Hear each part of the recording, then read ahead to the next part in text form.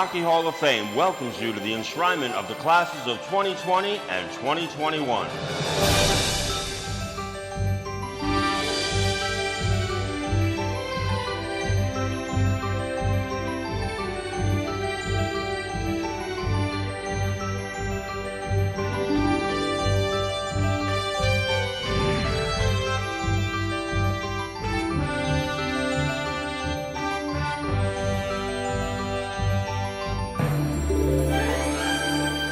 And now please welcome the chairman of the Rhode Island Hockey Hall of Fame, Vincent Cimini.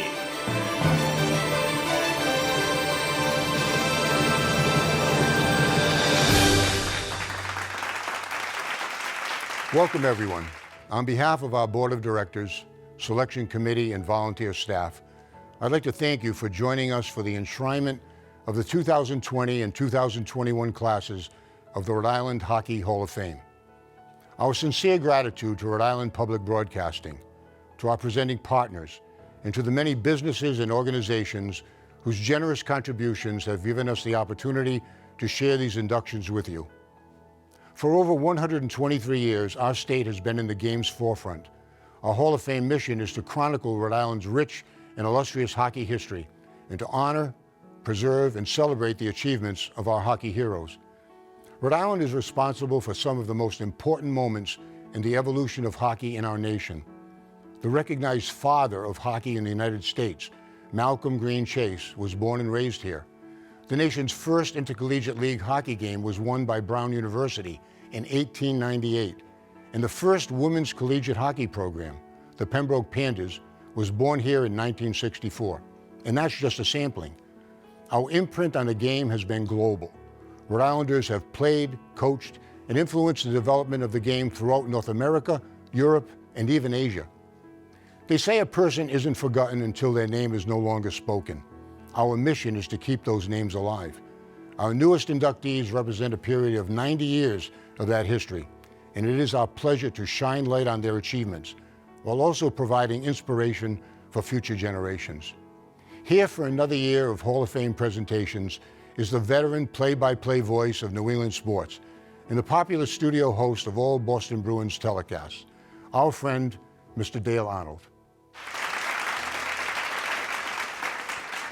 Thank you, Vin. While the crew at Rhode Island Public Television has been remarkable and done a wonderful job making us feel welcome, I'll be honest with you, I can't wait until a time in the very near future when we're sitting in a giant ballroom, eye to eye, face to face, and celebrating another Hall of Fame induction class. As Vin mentioned, this year's Hall of Fame celebration would not be possible without the generosity of our underwriting sponsors. Major funding has been provided by the Chase family, the National Hockey League Foundation, the NHL Players Association, the New York Islanders, the Anaheim Ducks, Brentwood by the Bay Assisted Living, the Rhode Island Reds Heritage Society, Rhode Island Hockey Inc., and the Moran and Lamorello families. While the excitement of a live, in-person event will have to wait for another year, the Hall of Fame has diligently collected videos from the families, friends, and fans of each inductee to enable them to take part in the ceremonies and lend their cheers after each acceptance. We begin our inductions for the class of 2020 with a heralded high school and college star who became the first Providence College Friar to play for Team USA in the Olympics. The video of his hockey journey is presented to us by the Ritchie family.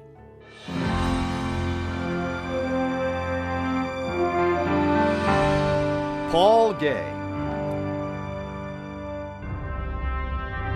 Paul Gay was born in Providence in 1963, was raised in North Smithfield, and developed his hockey talents playing in the youth hockey programs in northern Rhode Island. Paul's passion for the game blossomed in a family of 5 hockey-playing brothers and a dad who was not only a Mount St. Charles Hall of Famer, but also the hockey team's physician. Paul fell in love with the pageantry of Mount Hockey as a youth, attending games with his father. Years later, the All-Stater would captain and help the team to 4 state titles and 2 New England crowns. He would later add to that legacy, helping his alma mater to 7 more state titles as an assistant coach. In 1981, he was recruited to play for Lou Lamoriello at Providence College and was selected by the Minnesota North Stars in the NHL entry draft that same year. Paul exploded onto Schneider Arena ice, scoring 57 goals and 105 points in 2 years with the Friars, setting the team's single-season goal-scoring record with 34 tallies in his sophomore season. Paul skipped his junior and senior years at PC after he was chosen to play with the U.S. national team. He proved a reliable goal scorer who could handle the rough going in the corners, a valuable asset in international play, and earning a hockey smile in doing so.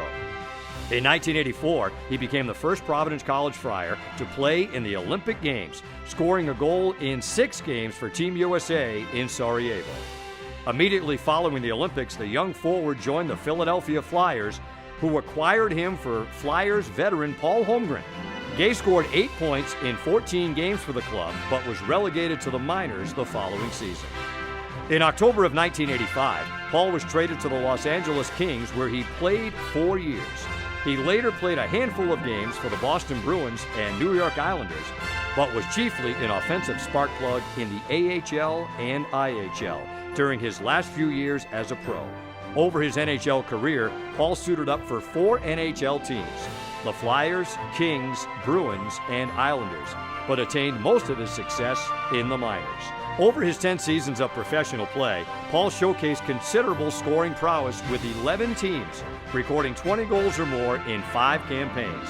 He retired after the 1993 season with the Springfield Indians and after scoring double-digit goals for the 6th consecutive season. He was honored with induction into the Rhode Island Interscholastic League Hall of Fame in 2015.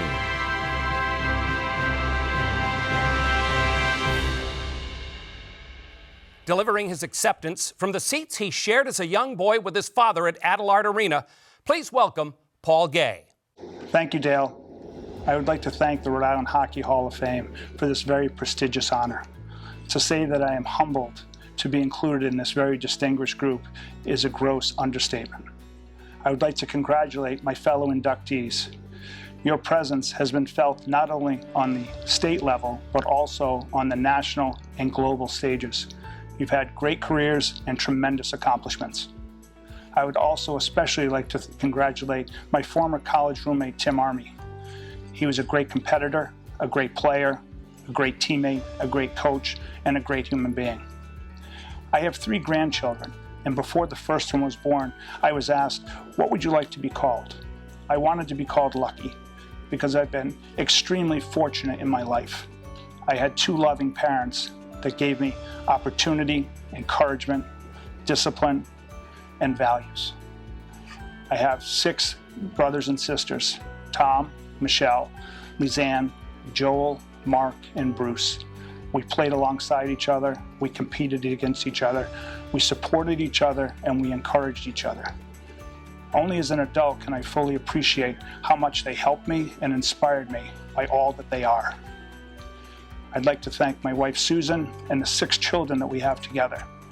I'm proud of each and every one of you, and I feel true joy for all that you have given to me in my life. I'm truly blessed and lucky. On the hockey standpoint, I was fortunate enough to play for 2 coaches that are already in the Rhode Island Hockey Hall of Fame. The great Bill Belisle, who coached me as a mite, as a squirt, and in high school. He taught me intensity, passion, and fundamental hockey. When I went to Providence College, I was coached by Lou Lamoriello, whose impact has been felt upon the game of hockey worldwide. There were many other youth hockey coaches that inspired me and encouraged me as well. There was Mike Lovett with North Smithfield, Jerry Menard, Serge Boudreau, and Larry Tremblay. These men played either in college or professionally, and I was fortunate enough to have them as coaches. They showed me work ethic, and they inspired me, and they influenced me in the way that I played the game. You could, at this point, say that I have actually been very fortunate, but it goes even further. I was lucky enough to grow up in the great state of Rhode Island and the rich hockey history and heritage that it has. I watched great players from Burrville, LaSalle, Mount St. Charles compete against each other. I learned from the Wilsons and the Armies. Who else could be in such a position to learn from so many great players. And then I went to Mount St. Charles, and there were so many great players there that I was able to practice alongside, compete against, and with. On the teams that I was with and on at Mount St. Charles, 16 of those players played at least some degree of Division I hockey. It was a tremendous breeding ground for me. And then I went to Providence College. And at Providence, there were so many tremendous players that, again, I was able to learn from, compete with, and against. Tim Army, Scott and Kurt Kleinendorst, Randy Valashek, Peter Taglianetti, Steve Rooney, Rich Costello, all tremendous players that had some degree of a professional career. It may have even been longer in this day and age. As you can see, I'm very fortunate. I'm very thankful and appreciative to the Hall of Fame for this induction, and I feel very lucky for the players that I've played with and the life that I've had to get me to this point. Thank you very much.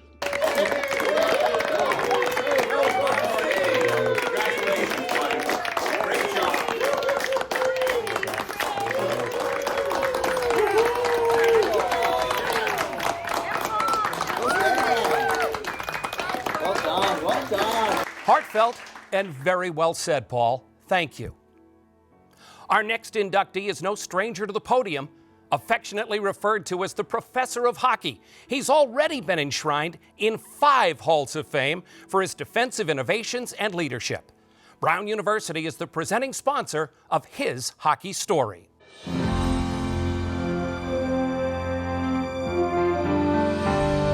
James Hurd Jim Fullerton.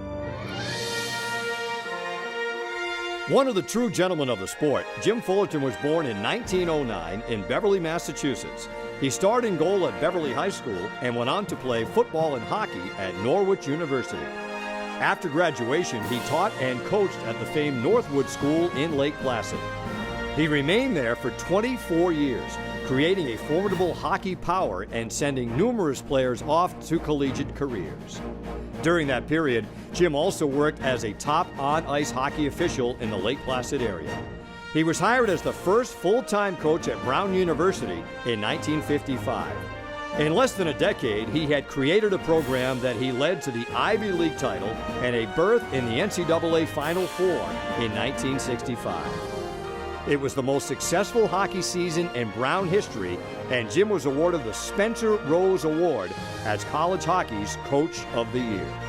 Over his 15 seasons at Brown, Jim was voted New England Coach of the Year 4 times. He would later be named to the U.S. Collegiate Hall of Fame in 1971, to Brown University's Hall of Fame in 1974, Norwich University's Hall of Fame in 1984, the U.S. Hockey Hall of Fame in 1992, and the Massachusetts Hockey Hall of Fame in 2019.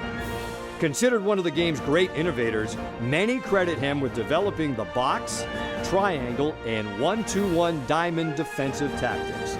He had a game strategy for each opponent that kept his team competitive even when short on depth and talent.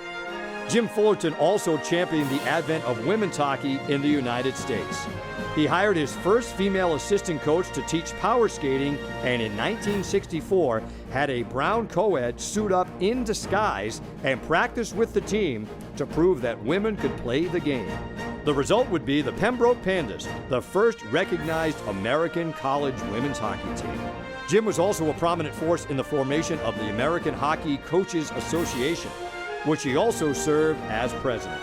He was a member of the U.S. Olympic Committee from 1969 to 1972 and coached Team USA in the World Games against the Soviet Union in Canada in 1972. Jim later scouted for the Chicago Blackhawks and the New York Islanders.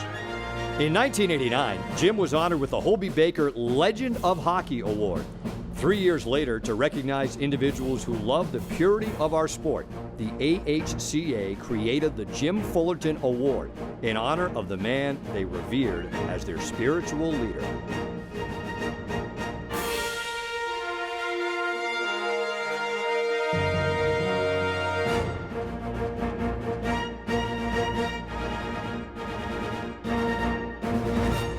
Accepting for his former college coach from his home in beautiful Maui is former NHL great and charter Rhode Island Hockey Hall of Fame inductee, the always articulate Kurt Bennett. Thanks, Neil. Greetings from Maui, and congratulations to my favorite coach, Jim Fullerton. While some teammates, like Bill Gilbane, used to call him Coach, Hi Coach, at times practice coach, I always addressed him as Mr. Fullerton. He was such a venerable guy and a gentleman. He was not only my hockey coach, but he was also my life coach. He had a grander view of the game. It wasn't just 60 minutes of icy warfare. He wanted us to develop full functioning as men, both on and off the ice. He emphasized obeying our scholastic advisor, John Rowe Workman. We weren't just foot soldiers for hockey battles to him. At our practices, he was Shakespearean, full of wise saws, modern instances. Hell's bells, he said. You can learn more about a man in a moment of humor than a whole lifetime of scrutiny. He was wily too. Dennis Max, who was our star player my freshman year, he was 5'11", 215 pounds, built like a Mack truck, and his nickname was Diesel. That should tell you enough about Dennis. He had an injured left ankle and needed the whole skate taped up with white tape. Mr. Fulton was afraid our opponents would attack the obviously injured ankle. His ploy was to have our trainer, Joe Castro, tape up the boot of the uninjured ankle to fool our opponents. Dennis was a tough guy, but he went along with this reluctantly. Seemed kind of nutty, he thought.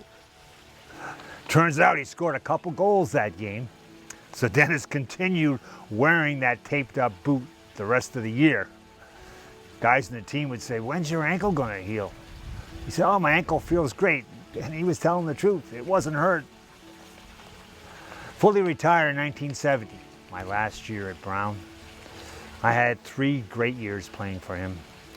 As worldly as he portrayed the hockey battles, he was intent and passionate about the game itself.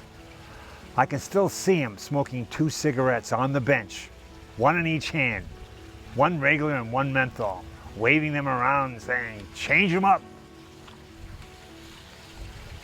I got to see him also in my pro career as he became a scout for the New York Islanders and the Chicago Blackhawks.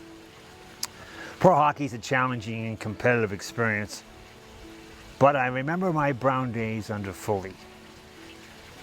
He was able to bring out the best in me, not just as a hockey player, but as a person who could withstand, as he would say, the vicissitudes of the pro game. He was a great coach, an even greater mentor. Our hockey world was better for him. Aloha and congratulations, Mr. Fullerton.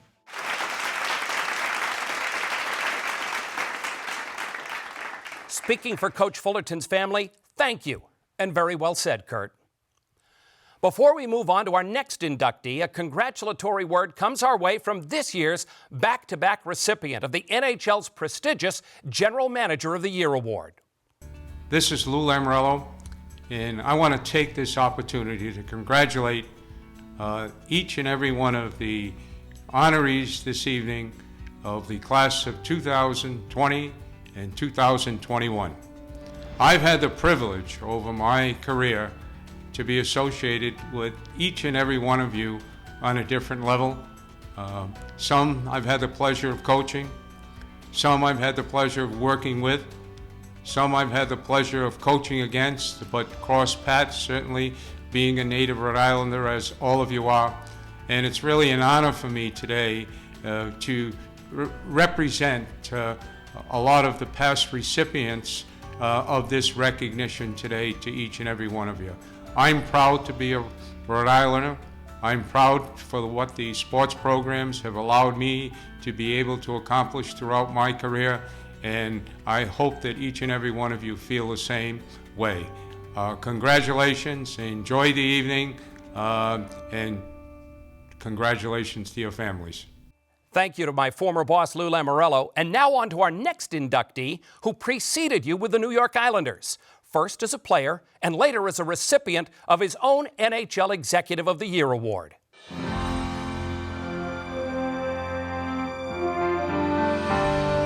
Garth Snow.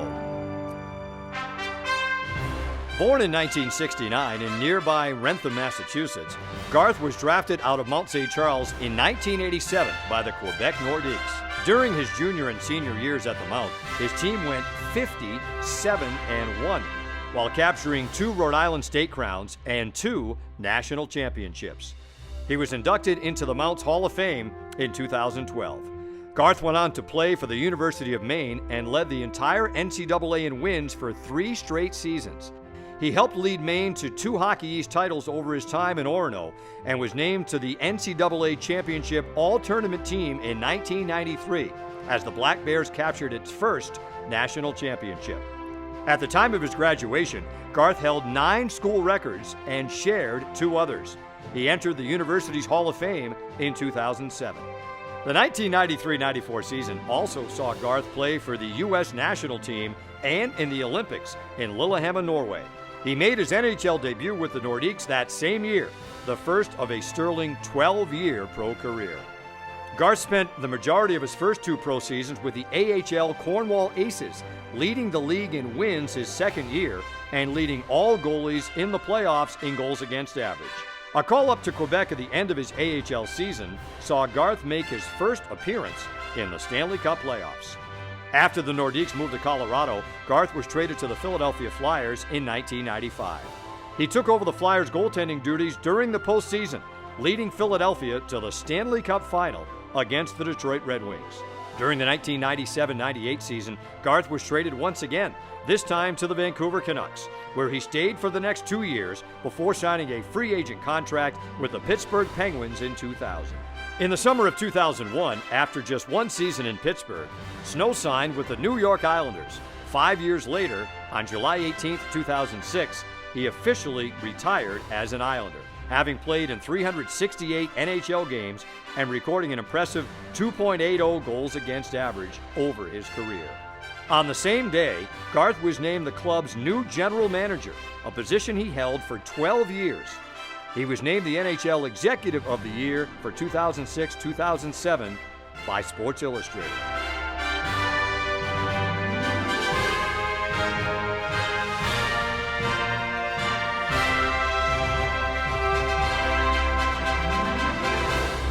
From the Nassau Coliseum, please welcome Garth Snow. I'd like to take this opportunity to thank Vin Simony and the entire committee for the Rhode Island Hockey Hall of Fame. It's a tremendous honor to be with such a great class of inductees.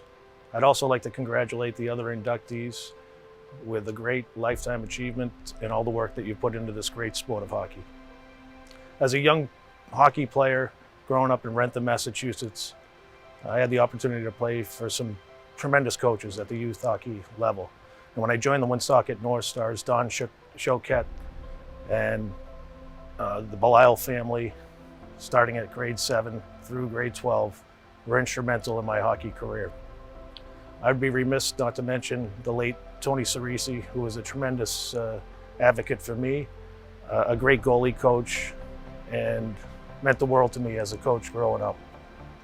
From Mount St. Charles, I moved on to play junior hockey in Stratford, Ontario. And then from there, I went up to University of Maine as a walk-on. The great coaches continued with my time at the University of Maine, from Sean Walsh to Red Genrin, the great Grant Stambrook, Tim Whitehead, Dave Nonis, Bruce Major, all tremendous coaches that really helped the development of my career. Bennos carries in. He's got Balasevic in the slot. Balasevic shoots and Snow saved the bacon for Maine with a glove save. From the University of Maine, I had the great fortune to play for Tim Taylor and John Cunniff for the USA team in Lillehammer, Norway. Any athlete that achieves any kind of success has great coaches and great mentors. From the US team, I signed with the Quebec Nordiques. Got traded to the Philadelphia Flyers, traded to the Vancouver Canucks, signed with the Pittsburgh Penguins, and finished my career with the New York Islanders. All through those stops, great head coaches, assistant coaches, and being a goalie, the most important position to have on a coaching staff. I had a tremendous amount of support with goalie coaches throughout my professional career. I'd also like to thank all the general managers that had an influence on me during my career. Along with the general managers, I would like to thank the owners of all those teams that I was fortunate enough to play at the NHL level. In particular, I'd like to thank Charles Wong for giving me the opportunity and the honor to be general manager of the New York Islanders. Charles, Nancy, thank you very much for everything you've done for me and my family. I'd like to thank my mom and dad for, one, supporting me financially, and more importantly, supporting me by taking the time to drive me to rink, and really believing in me when, during times of my playing career, I had doubts about the future.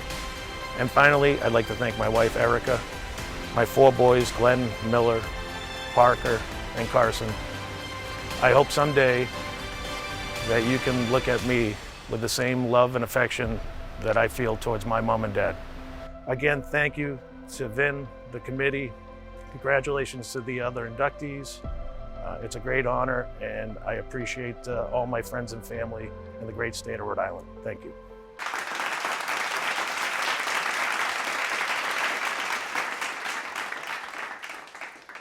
Thank you, Garth, and thank you for the fun audience you invited to share your enshrinement with. Now more congratulatory words from a fellow Mountie, the NHL's popular man behind the glass, Bouch, Brian Boucher. Hi everyone, Brian Boucher here with NBC Sports. I just want to take the time to congratulate the Rhode Island Hockey Hall of Fame inductees for the classes of 2020 and 2021. Some of the guys I know, some I don't, but certainly want to send a big congratulations, especially to my fellow Mounties in there, Garth Snow, Paul Gay, Dave Capuano. As I said during my speech back in 2019, guys like them were the ones that inspired me to want to chase my goals, and certainly it's great to see that they're getting their recognition in the state of Rhode Island for their contributions. So I know it's been a tough year plus for a lot of us, and the fact that we can't be there to celebrate this occasion with one another is upsetting, but the fact that, you know, we're putting 2 classes together and celebrating something, I think is a real positive, and just want to congratulate all the inductees and hope everybody stays well. Thanks. Kind words from a proud class of 2019 inductee. And now the story of another of Brian's celebrated Mountie family, presented by the law firm of Harwood and Garland.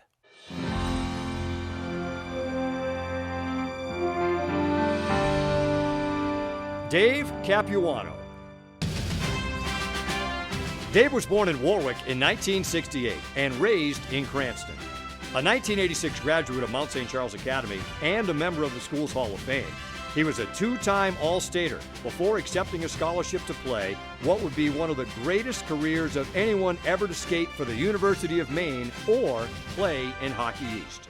Over his career with the Black Bears, Dave would become the program's first 2-time All-American, sharing those honors in 1988 with his brother and fellow Rhode Island Hockey Hall of Famer, Jack. He would twice be chosen as a finalist for the coveted Hobey Baker Award as our nation's top collegiate player. Dave was also a 2-time All-Hockey East and All-New England selection during his time in Orono, and was the leader of Maine's first 2 Frozen Four teams. His 1.85 points per game is the highest in Hockey East history in a minimum of 50 games played. Despite playing only 3 seasons at Maine before turning pro, Dave remains the Black Bears' all-time goals leader with 65 in just 85 games. He also recorded the second most assists in Maine history. The University of Maine honored Dave in 2008 with enshrinement in their Athletic Hall of Fame. Directly out of high school, Dave was selected by the Pittsburgh Penguins in the 1986 NHL entry draft. A year later, he was chosen to play for Team USA in the World Junior Championship. Dave jumped right into the big time after college, suiting up for 6 games with the Penguins, but spending the greater part of the season in the minors. He was then traded 4 times in as many years, the first time to Vancouver, where he and Jack became the first brothers to suit up at the same time with the Canucks. Dave recorded his first NHL goal and point with Vancouver. His best NHL season was in 1990-91, when he recorded 44 points with the Canucks. In all, Dave played for 5 NHL teams: Pittsburgh, Vancouver, Tampa, San Jose, and Boston. On February 21st, 1991, he had his most productive single game as a professional when he tallied 4 assists on the Canucks' way to the playoffs. He played his final NHL games with San Jose during the 1993-94 campaign. Early that season, his contract was bought out by the Boston Bruins, who assigned him to Providence, where he spent most of the year responding to the cheers of his hometown fans by recording his most productive professional season, scoring 29 goals and 53 points before retiring.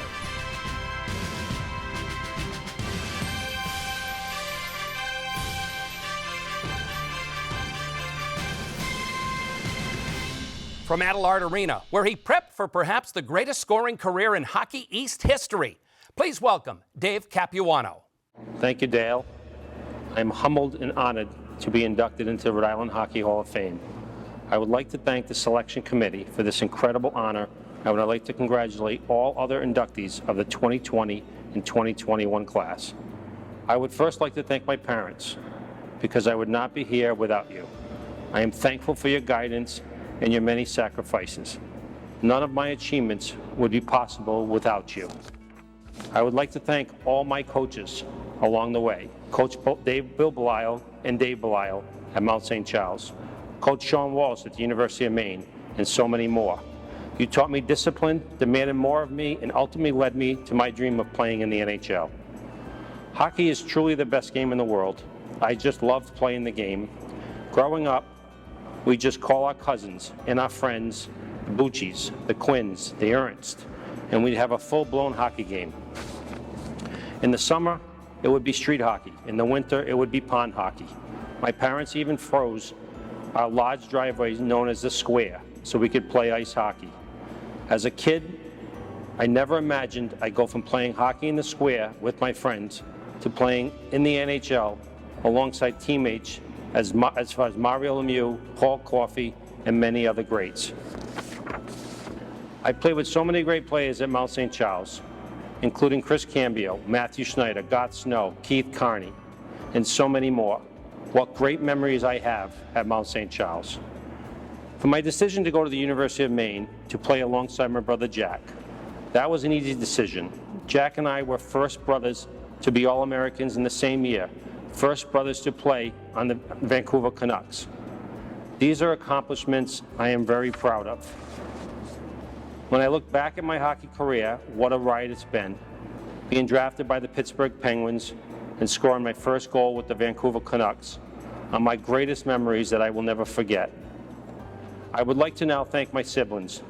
Jack, thank you for always pushing me to be better. Christine, thank you for always supporting me and spending endless hours at the rinks when you were young. Mark, thank you for always supporting me and being there for me. My wife, Lori, you are the source of my strength and my best friend. Love you always. My children, Max and Jacqueline. No goal, assist, or trophy means more to me than being called Dad. Love you both more than words can describe. And last but not least, thank you to Vincent Cimini and the entire executive board for all your hard work to make this event possible. Thank you again for this incredible honor of being selected into the Rhode Island Hockey Hall of Fame.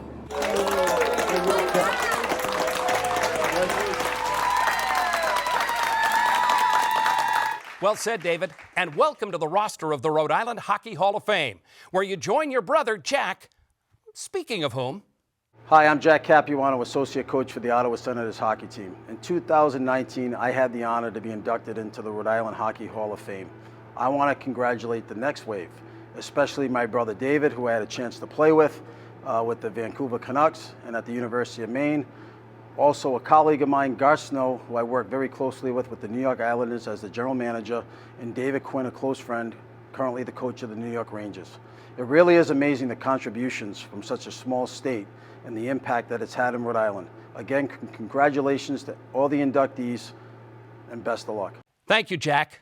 Our next inductee had a remarkable 8-decade association with LaSalle Academy, a revered teacher and coach who has always been less concerned about himself being in the spotlight than putting his students and players in it. His induction marks the 7th time he's been enshrined in a Hall of Fame.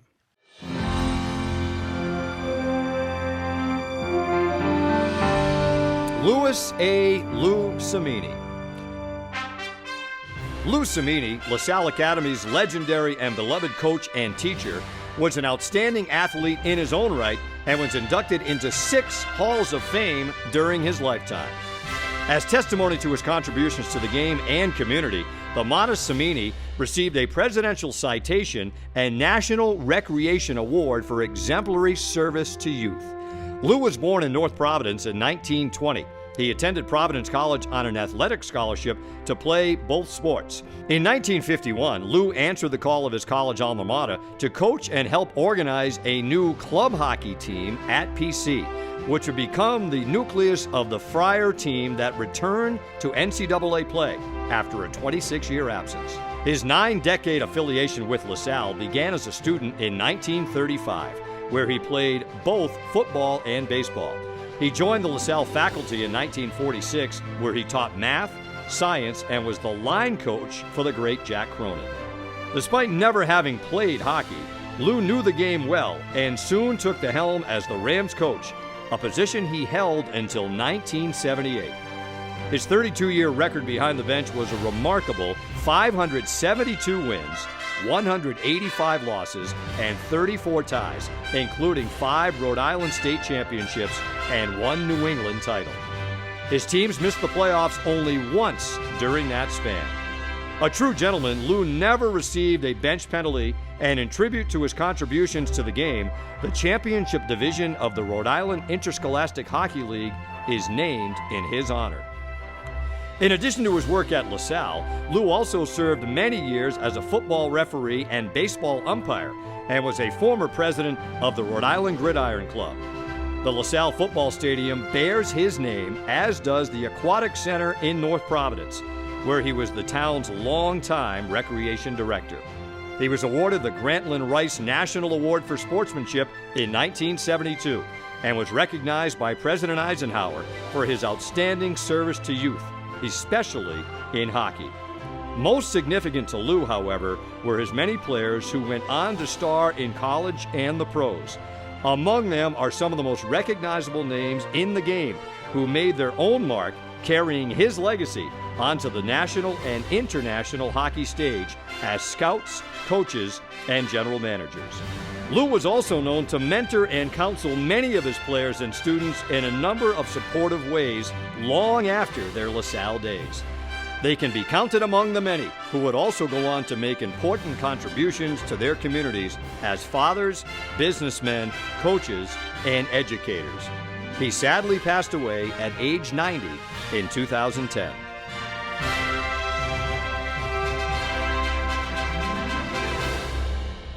Accepting for the legendary coach, please welcome his son Louis at the LaSalle Athletic Fields dedicated in his father's name. Hello. We are here at LaSalle Academy at the Lou Cimini Athletic Fields. Yes, Big Lou has his own football field. By the way, I'm Little Lou. It's appropriate that we're here at LaSalle because here my father came in the middle of the Great Depression as an undisciplined student, a raw athlete, and someone needing direction. Thanks to the Christian brothers and his coaches, especially Jack Cronin, my father left LaSalle as a serious student, an outstanding athlete in football and baseball. Yes, it's true, he never played hockey. In fact, he never did learn how to skate. But he also left LaSalle with clear direction of what he wanted to do, and that was to follow what he loved. And what he loved to do was coach hockey, coach football, teach, and run the recreation department of North Providence. What he especially loved to do, in my opinion, was to use his skills to help young men and women achieve their best selves. If you asked him, he could give you the statistics of how many games he won and lost, how many times he was in the playoffs, state championships, New England championships. But what do you prefer to talk about are those young people who overcame obstacles, overcame hardships, to become great parents, to become successful business people, doctors, lawyers, governors, U.S. senators. And you could really get him going if you wanted to talk about the great coaches that he knew. He even knew a couple great general managers. Numerous times in my life, people have stopped me to tell me how important my father was to them with his encouragement and his guidance. And these weren't just former athletes. These were former students and former counselors from recreation. I believe that's my father's greatest legacy. So on behalf of the Cimini family, I thank you for this award. I congratulate all the other inductees in the Rhode Island Hockey Hall of Fame, especially the coaches. Thank you.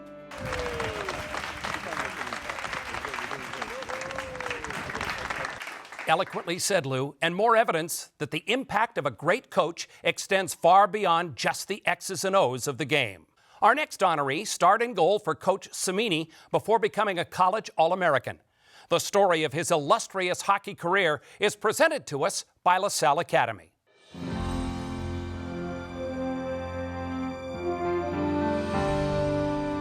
Jack Ferrara. Born in Providence in 1944, Jack Ferrara starred in the long line of all-state goaltenders produced at LaSalle Academy. Remarkably, Jack did not play high school hockey until his junior and senior years. Nevertheless, he became an instant all-star, including an all-New England nod as his Rams won the New England Championship in his junior season. Jack's sterling play earned him a scholarship to Boston University.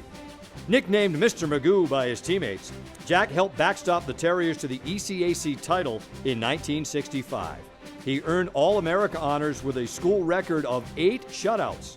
His eventual NCAA record of 13 career shutouts would later be eclipsed by Ken Dryden. After graduation, Jack became a rising star on the administrative side of the game. For the next 55-plus years, his keen evaluation talents led him on a journey of key executive positions with no less than 9 NHL teams. Along the way, BU would honor him with induction into their Athletic Hall of Fame in 1982. Few are as well connected across the sport of hockey as Jack. Jack served as the New York Rangers Director of Player Development before signing a multi-year contract as the Minnesota North Stars GM and VP in 1988. When former North Stars owner George Grund founded the new San Jose franchise, he tabbed Jack as the man to build the team for their inaugural season in 1991-92. Jack would later become the first GM of another California franchise, the Mighty Ducks of Anaheim. While in Anaheim in 1996, Jack proudly served as assistant GM to fellow Rhode Island Hockey Hall of Famers Lou Lamoriello and coach Ron Wilson, helping to guide Team USA to the gold medal in the first ever World Cup of Hockey. Jack left the Mighty Ducks in 2000 to become the Director of Player Personnel with the Atlanta Thrashers and was then hired as the special advisor to the general manager of the Los Angeles Kings. That tenure was highlighted by 2 Stanley Cup championships in 2012 and 2014.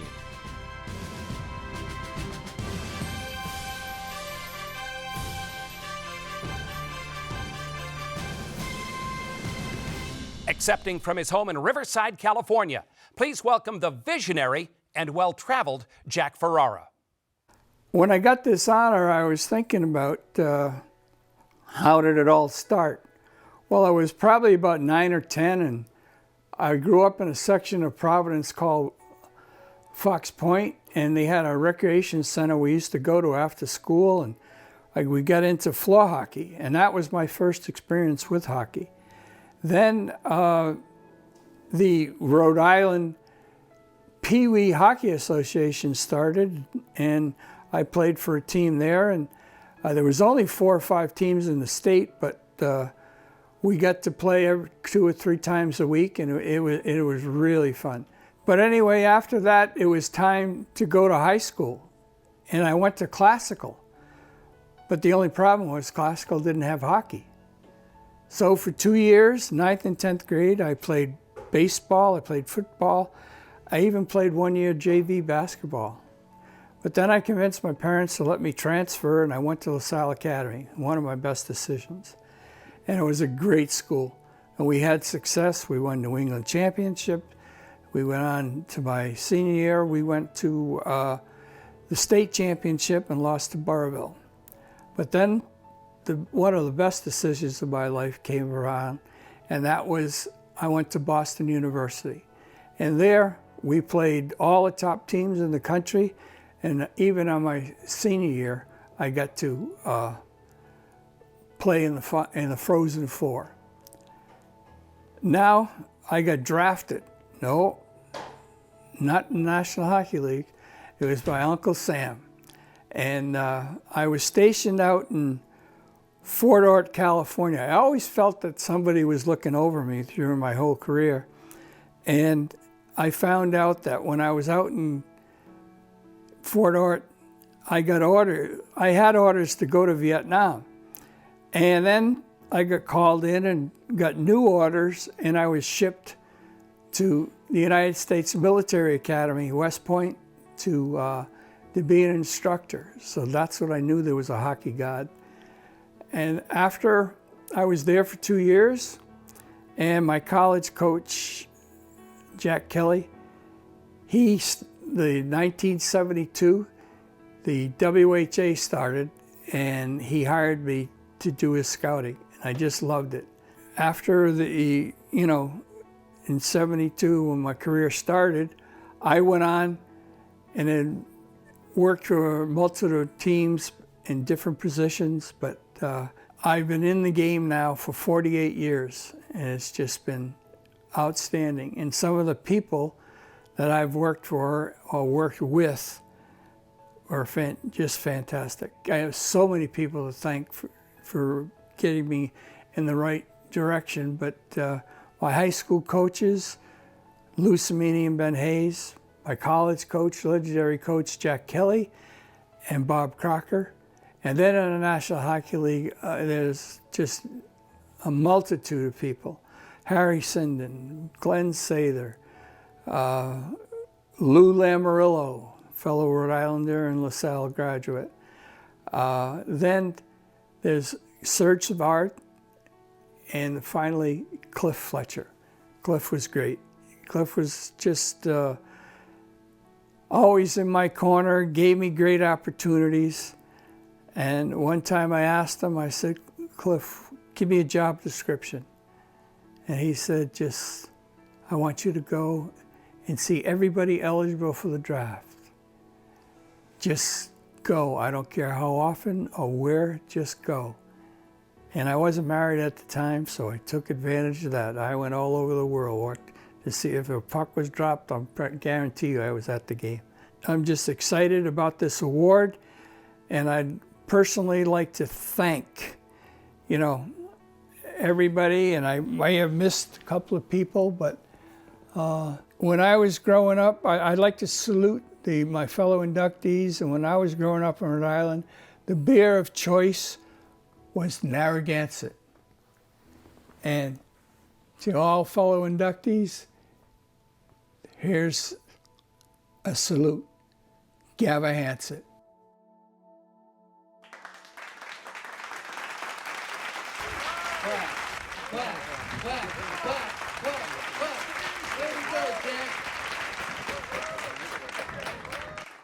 Thank you, Jack.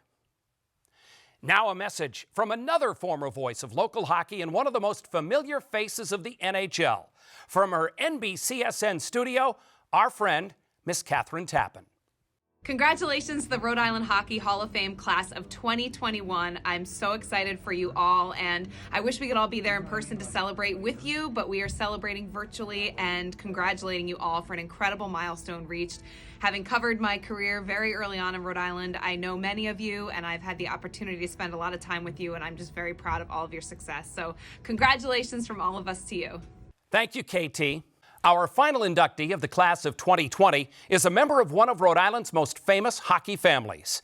The video chronicling his distinguished hockey career is presented by the Iowa and Minnesota Wild.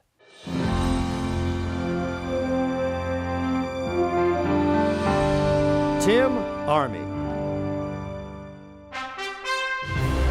Tim was born into one of Rhode Island's most heralded hockey families in 1963. The youngest grandson of famed Rhode Island Reds trainer and family patriarch George Army, he followed in his father Tom Skates as team captain at Providence College.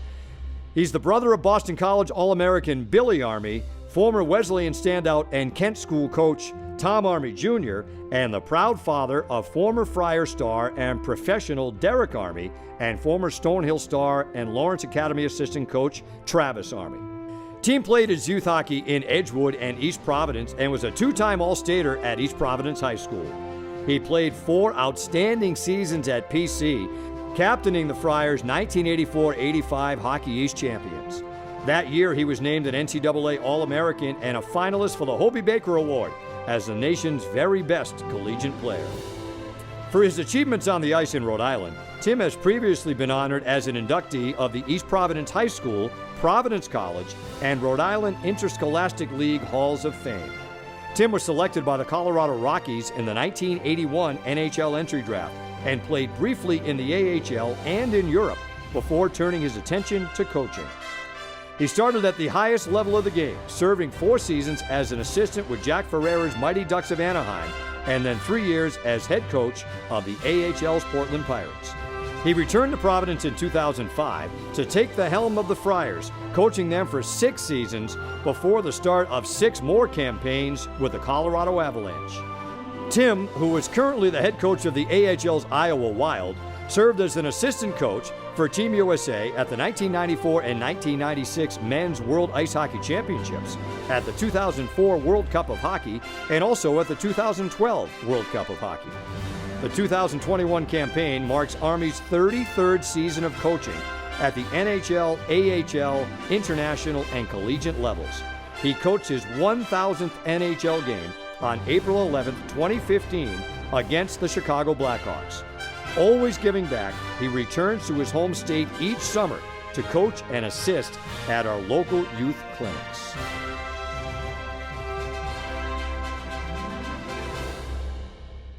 From the Des Moines Arena, where he now coaches the Iowa Wild of the American Hockey League, please welcome Tim Army. Thank you for this wonderful induction to the Rhode Island Hockey Hall of Fame. I'd like to congratulate my fellow inductees, and in particular Paul Gay, my roommate at Providence College, Jack Ferrera, who is our general manager with the Mighty Ducks of Anaheim.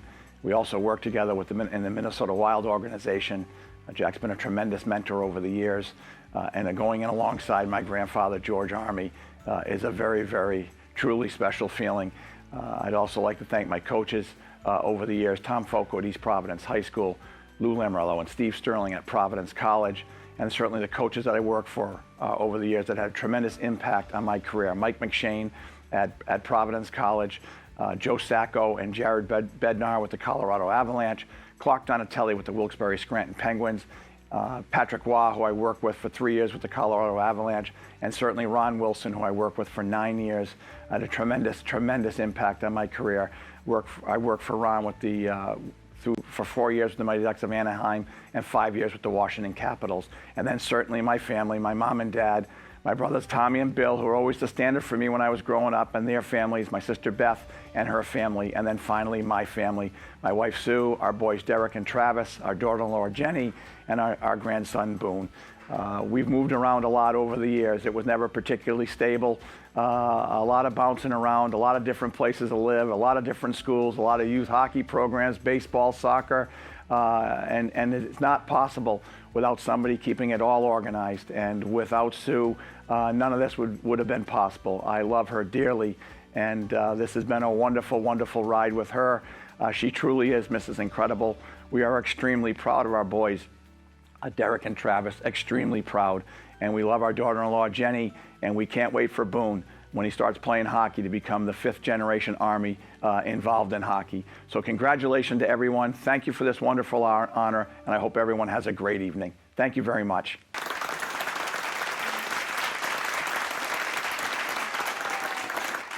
Thank you, Tim. Well said.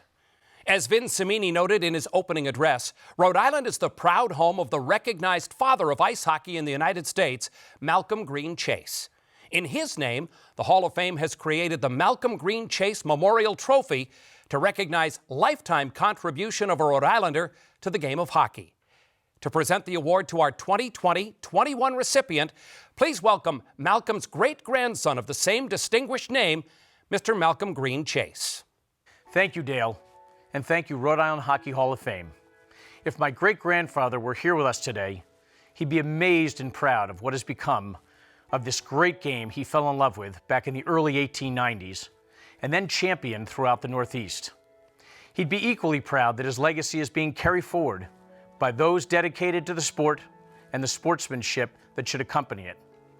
It is with great pleasure that we present the 2020-21 Malcolm Green Chase Award to Sylvester Buster Clegg for his lifetime of contribution to the celebration and growth of hockey in Rhode Island. Here is his exceptional hockey story.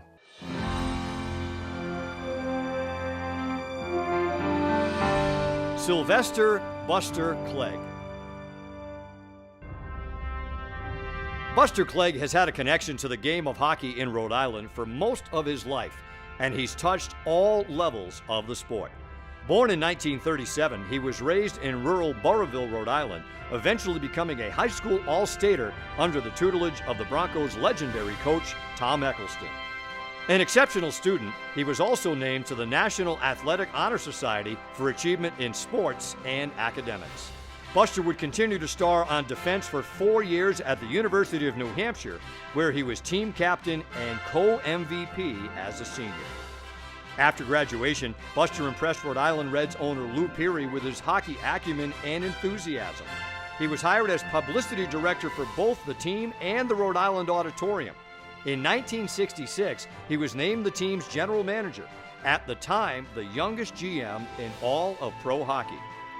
Most importantly, he was one of the very first to focus on U.S. collegiate hockey as a source of professional talent. For close to 4 decades, Buster was active as a youth hockey coach, championing hockey programs on the East Bay and throughout Rhode Island. He was a founder of the Barrington Youth Hockey Association in the early 70s and among the founders of an adult team of Rhode Island amateurs that represented the state in tournaments throughout the New England region. Buster's knowledge of the game also saw him serve occasionally as a between-periods analyst for televised Boston Bruins games. In 1999, Buster became the founding president of the Rhode Island Reds Heritage Society and the catalyst for the tremendous growth of that nonprofit organization. One of the first of its kind and a model for others nationally, the Heritage Society has kept alive both the memories of the Reds' 51-season existence and the significance of the game of hockey in the sports history of Rhode Island. In so doing, he has also led the Society's development of programs focused on young players and the fans of the game. In 2016, Buster continued on that path as one of the founding board members of the Rhode Island Hockey Hall of Fame. It is unlikely that anyone has served the game of hockey in so many ways in Rhode Island history.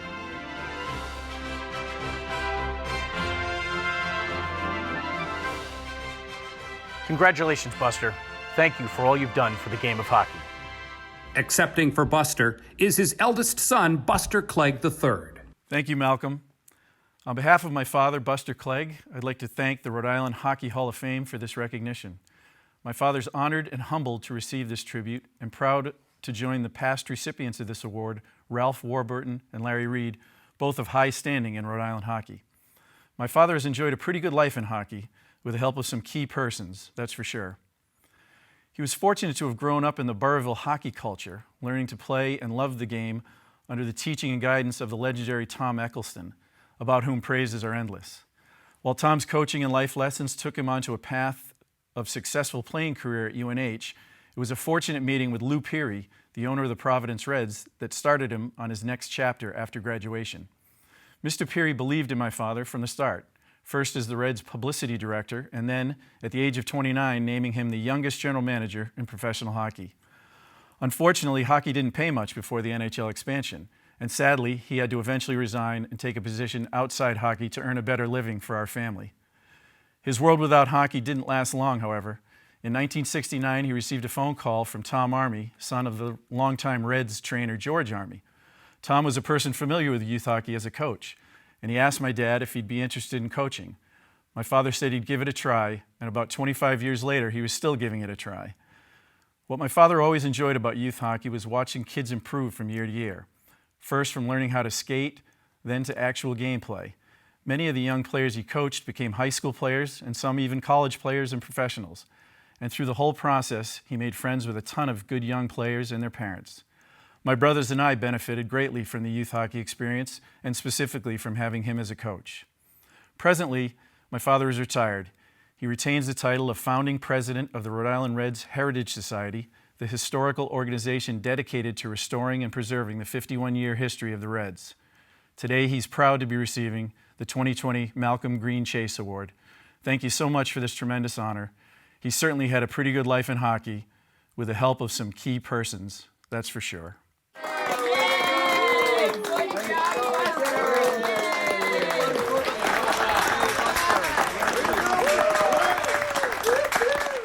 On behalf of our Hall of Fame and the Rhode Island hockey community, thank you, Buster, for all you've done and continue to do for our hockey fraternity. Before the introduction of our class of 2021, please enjoy this short message, as much as he can be short, from our 2019 inductee, Brian Burke. Well, it's my great honor to offer this video tribute to the inductees from 2020 and 2021. Congratulations to all of you. The Rhode Island Hockey Hall of Fame sure seems to get these things right. 2021, George Army, the patriarch of the famous Army family from Rhode Island, probably the best known name from Rhode Island hockey. Bob Goodrow, who I followed not that long after. People still talked about him when I played at Providence as one of the great defensemen ever play at Brown. Art LeSueur, who's an early Burrillville guy, I think. Early Rhode Island guy that played over 100 games in the NHL for Montreal and Chicago. David Quinn, who was the best high school defenseman I've ever seen in my life. I saw him play at Milton Academy when he was at the Kent School. Medical issues shortened his playing career, but he's had a great coaching career, which will continue. And Buster Clegg for the Chase Award. Buster, I did a little research on you. Pretty impressive. That's the Burrillville guy. I got it right this time. But a star at UNH and a great administrator in hockey in the state of Rhode Island. So congratulations to both classes. I wish I could join you in person. Congratulations, you are gracing the hall. Thank you, Berkey. And now on to the 4 new inductees from our class of 2021. As Tim Army mentioned in his acceptance, there's something particularly special when you're honored alongside a beloved family member. Our next inductee is the man he referenced. Providence College presents the story of this legendary hockey trainer.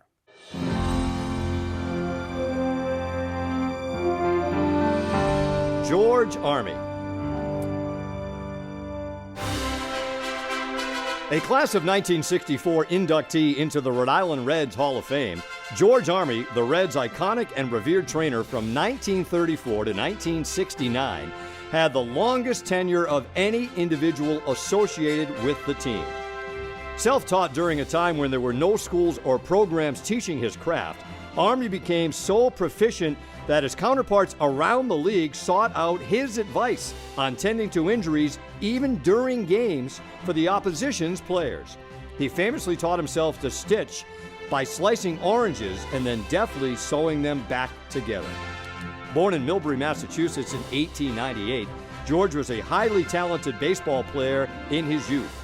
He was a catcher who would eventually play professionally and then manage at the AAA level. He barnstormed with some of the game's greatest, including Babe Ruth.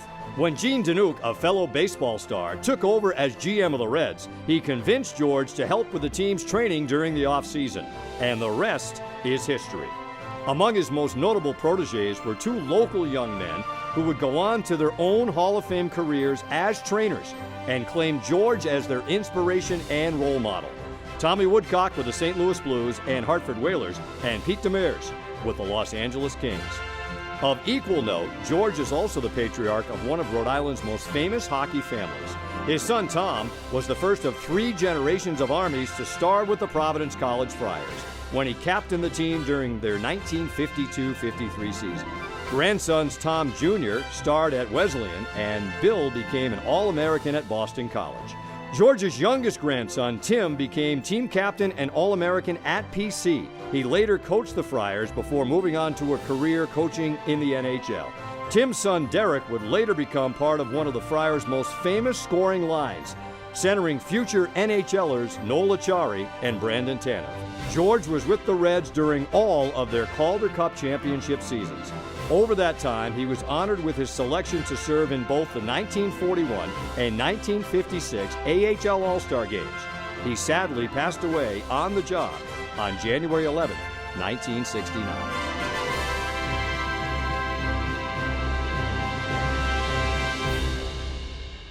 Accepting from Schneider Arena, the home ice of Providence College, for which he, his son, and grandson all starred, please welcome George's son, Tom Army.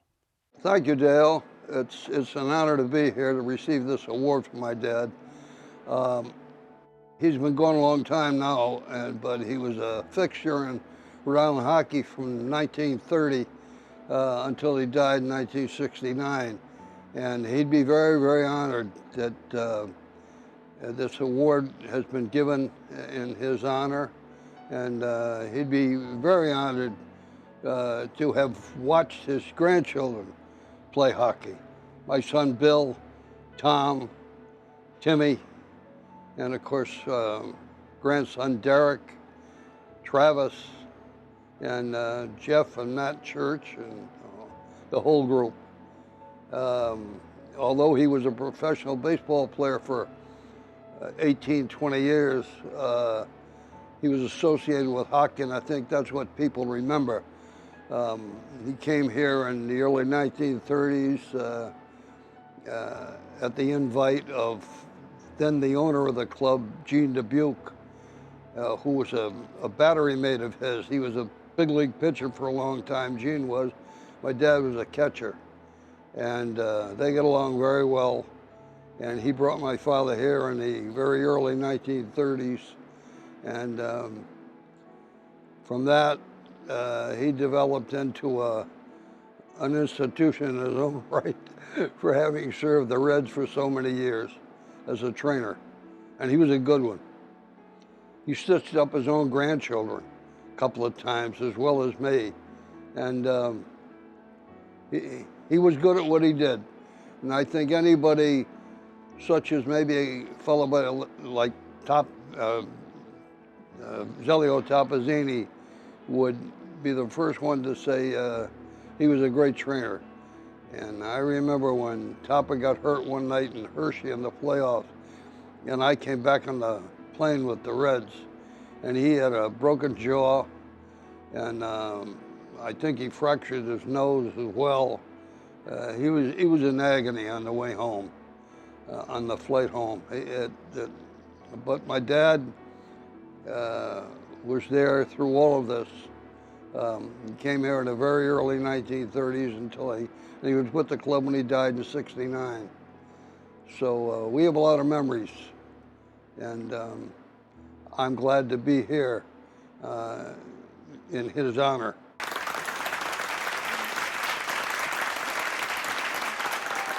Thank you, Tom, and thank you for all you have done all these years for the Rhode Island hockey community.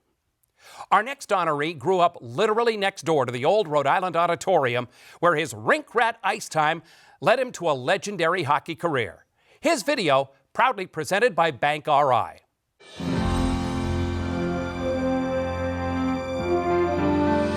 Robert R. Bob Gaudreau.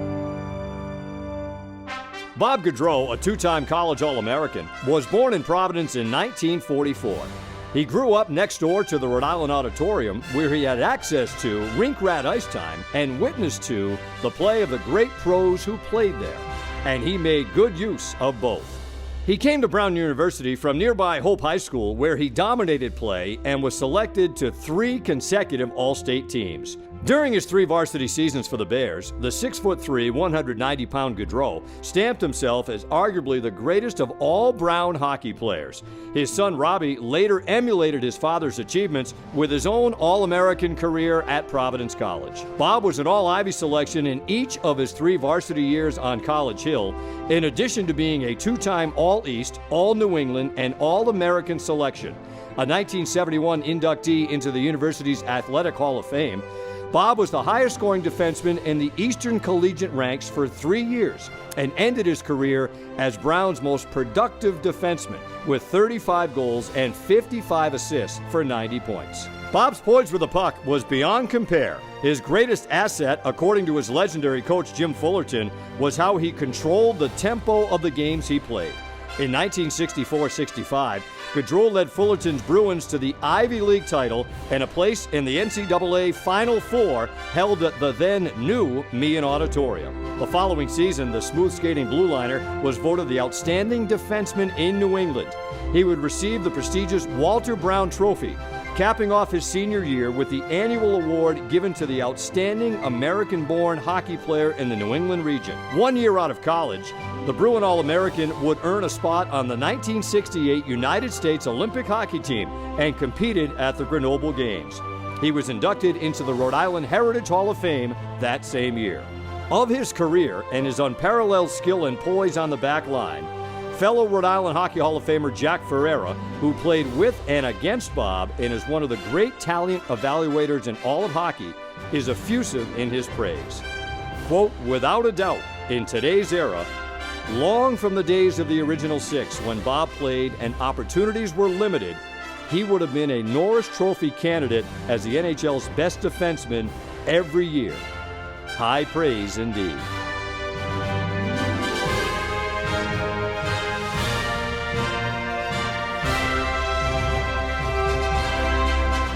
Ladies and gentlemen, high above the ice at Brown's Meehan Auditorium, please welcome the great Bob Gaudreau.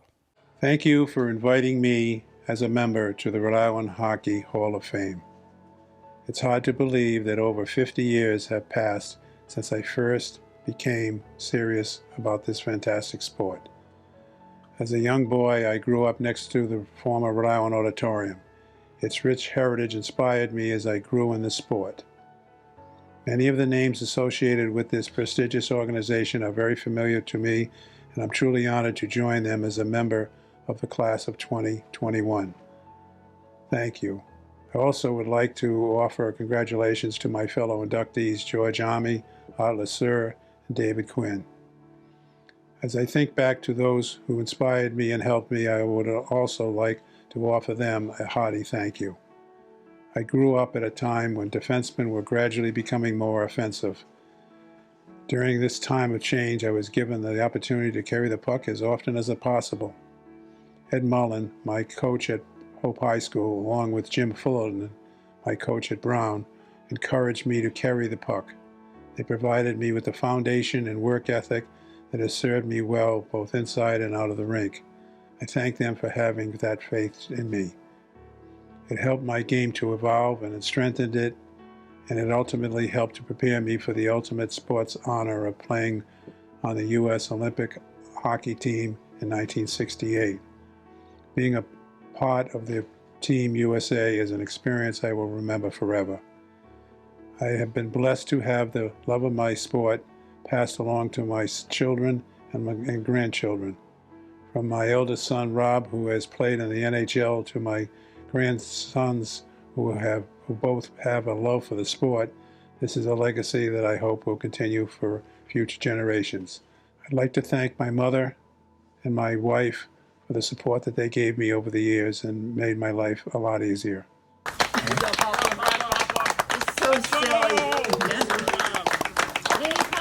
Thank you, Bob, and we're sure we'll be witnessing more hockey highlights from the Gaudreau family in the years to come. 101 years ago, at age 13, our next inductee could hardly skate, so his grammar school played him in goal. 8 years later, he was starting for the Montreal Canadiens. His remarkable story is brought to us by the Rhode Island Reds Heritage Society.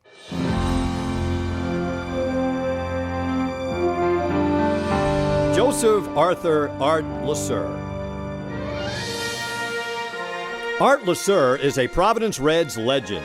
With his French name, his skillful blue line play, and his rights owned by the Montreal Canadiens, local fans assumed he was Canadian. To the contrary, he was born just a few minutes away in Fall River, Massachusetts in 1907, and would later live his entire adult life in Rhode Island. In an era when U.S.-born players were few and far between, he would go on to become the imposing physical presence and emotional leader of one of the first dynasties in all of professional hockey. Art was discovered sweeping Rhode Island Auditorium ice and playing in a local intercity league by the coach and GM of the Rhode Island Reds, then the farm club of the Canadians. Art was invited to work out with the team and to suit up for a single game. His size and outstanding performance that day prompted the Canadians to sign him to a free agent contract. Remarkably, the 20-year-old LeSueur opened the 1928-29 campaign with Montreal before being assigned back to Providence. His 1929-30 season with the Reds will result in the first of 6 league championships he would be part of over the decade. A year later, and back with the Canadians, he helped Montreal capture the 1931 NHL title, becoming the first U.S.-born Canadiens player to have his name engraved on the Stanley Cup. In 1941, Art became a national celebrity as the first U.S.-born professional hockey player to be drafted into the armed forces, serving 5 years, nearly 3 in combat. In 1963, he was inducted as a charter member of the Reds Hall of Fame. Amazingly, during his playing days, he supplemented his income and his love of the game, coaching both Brown University and the storied Mount St. Charles hockey teams, leading the latter to 5 Rhode Island, 3 New England, and 2 national titles. During the 1938-39 season, LeSueur negotiated a hat trick of duties, playing for the Reds and also coaching both Brown and at the Mount. He would later say, quote, "There is a wallop in working with the young fellows and seeing them come along.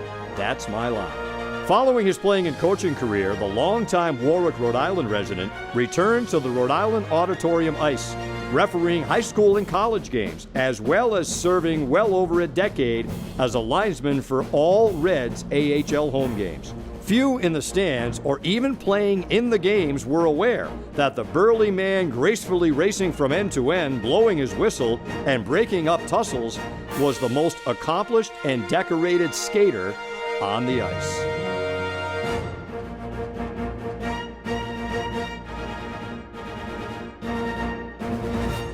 In front of the iconic Rhode Island Auditorium, where Art was discovered by Les Habitants, is Art's proud nephew, Ron Hawkins. Thanks, Dale. Hello, my name is Ron Hawkins, and Art Lessier was my uncle. When Vincent tracked me down last year, as the only living relative of Art Lessier, I was both surprised and grateful at the effort he took to find me. In many ways, Art Lessier was my second father, as I spent every summer with them down at their beach house in South Kingston. Uncle Art was a quiet, unassuming guy. I never heard him raise his voice. A true gentle giant. He could say so much with just a look, and I learned a lot from those looks. Unfortunately, I never got to see him play, but I did get to see him skate several times as a linesman at a Reds game. He'd take me into the Reds locker room after the game, and I always came out with a puck, a stick, or some other piece of hockey paraphernalia. Vincent Cimini and the Rhode Island Hockey Hall of Fame uncovered a lot about my uncle, which I never knew. The numerous firsts. First U.S.-born NHL player to win a Stanley Cup. First NHL professional hockey player to be drafted. A coach at both Brown University and Mount St. Charles. He played for the Blackhawks with Mike Caracas, who later would finish his beach house as a year-round residence for my aunt. As I said, Uncle Art was a quiet man and didn't talk much about his playing days. I wish time travel were possible because I know where I would go, September 13th, 1907, his birthday. I want to thank the Rhode Island Hockey Hall of Fame for selecting my uncle for this prestigious honor. And it is with great pleasure to accept this honor on his behalf. Thank you, Ron, for your fond remembrances of a true Rhode Island hockey legend. Before we put the cap on our enshrinements, we have a message from the TV play-by-play voice of the Vegas Golden Knights and also the narrator of our Hall of Fame videos, our good friend, Pawtucket's own Dave Gosher. Hi, everyone back home. Dave Gosher here. Greetings from Vegas. I wanted to pass along my congratulations to the 2020 and 2021 inductees into the Rhode Island Hockey Hall of Fame. For such a small state, we have deep roots and deep passion for the game of hockey. For me, I do not remember a time when it did not play a vital role in my life, from starting to play the game at the age of 5 in Pawtucket to playing for the Tolman Tigers in those battles against Shea all those years ago, and then to go on building a career broadcasting hockey as well. The game has given me so much more than I could ever give back.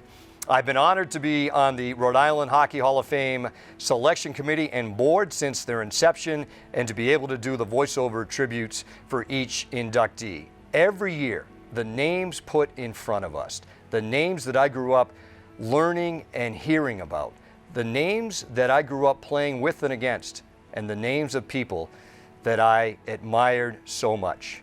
For the smallest state in the country, producing a remarkable roster of players, coaches, executives, so much more, that have left their indelible marks on this game that we love so much. Congratulations again to everybody. Thank you, my friend. And by the way, folks, if you're not aware, Dave was also the radio voice of the Boston Bruins for 10 years before moving to the Vegas TV booth, one of the very best in the business. Our last but not least Hall honoree was a promising defensive talent before a surprising health issue curtailed his playing career. The law firm of Blish and Kavanaugh presents the journey that eventually took him to a new calling and to the NHL.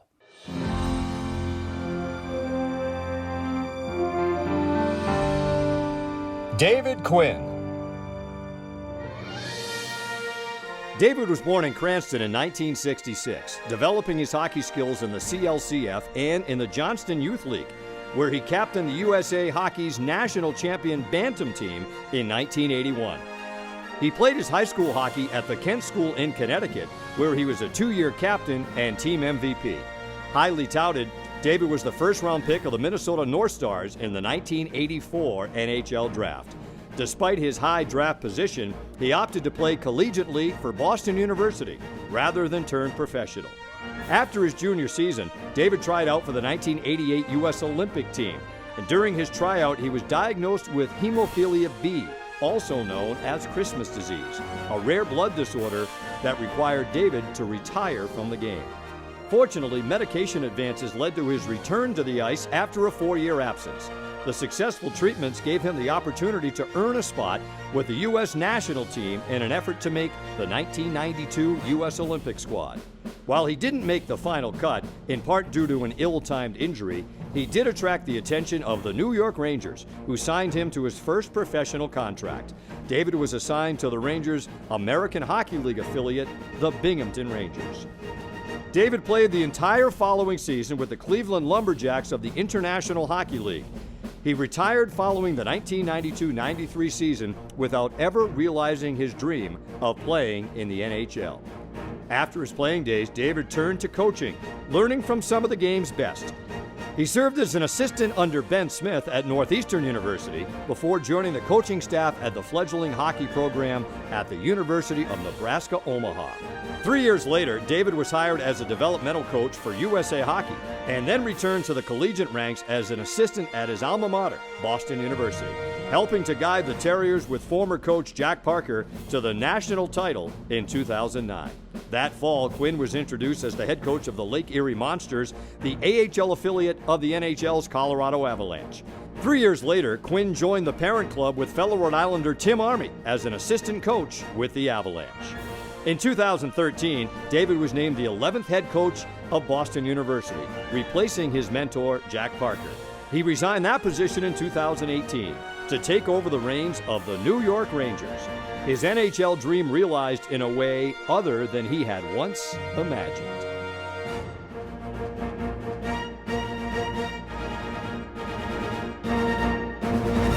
Please welcome Coach David Quinn. Thank you, Dale. First of all, what an honor to be inducted into the Rhode Island Hockey Hall of Fame, and with such a prestigious class, true Rhode Island hockey royalty, with George Army, Bob Gaudreau, and Art Lasseur. When I got the word that I was inducted in the Rhode Island Hockey Hall of Fame, I can't tell you how humbled I was, and a lot of thoughts went through my head. How did this happen? And the first people I thought about were my mother and father. Without their sacrifice and commitment, driving me around not only all through Rhode Island, but all through New England and flying places to play in national tournaments and things like that. This certainly wouldn't have been an opportunity for me and an honor I would be bestowed with. Next, I thought of Dick Ernst. Without Dick, I certainly would never become the player that I was or be sitting in the situation I am right now and got into coaching. He took me everywhere, not only coached me through youth hockey, but the amount of time we spent on Mechanic, getting ponds all throughout Rhode Island. Without him, I certainly wouldn't be in this situation. The guys that I grew up with, really, Aqueduct Pond was really the base of my hockey career. And from Booch to DT, to Ed Dunphy, to Mac, to Amato, to Murph, to Norman LaFleur, this certainly wouldn't come true. And I can't thank them enough for not only taking me under their wing at such a young age, they're all older than me, but for being lifelong friends, and we've never been better friends than we are today. You know, a lot of people don't realize that I actually played in hockey in Rhode Island and grew up in Rhode Island because in 1981, playing for the Johnston Bantams under Dick Ernst and Mike DeSandro, we won the national championship. I think we lost one game that year. And you know, after that year, I was ready to go to Cranston East and play for Dick Ernst in Cranston East. But I got an incredible opportunity to go to the Kent School in Kent, Connecticut. And two people that changed my life forever were Larry Piatelli and Peter Bragdon. I can't thank them enough for what they did for me. Then I was able to get to Boston University, play for legendary Jack Parker, still today a true friend of mine. And without his guidance in life, I certainly wouldn't be where I am today. The guy that really changed my life forever and got me into coaching, Ben Smith. Ben recruited me to go to BU, has been a lifelong friend, a confidant, someone who I rely on not only for professional advice, but personal advice, and one of my closest friends and someone I couldn't have more respect for. USA Hockey gave me my first opportunity to become a head coach. Jimmy Johansson and Scott Monahan really opened up a lot of doors for me in hockey, and I will forever be indebted to USA Hockey. I know we're all disappointed we can't be together today under these difficult circumstances, but I can't tell you how humbled and honored I am to be a Rhode Island Hockey Hall of Famer. Thank you. Thank you, Quinny.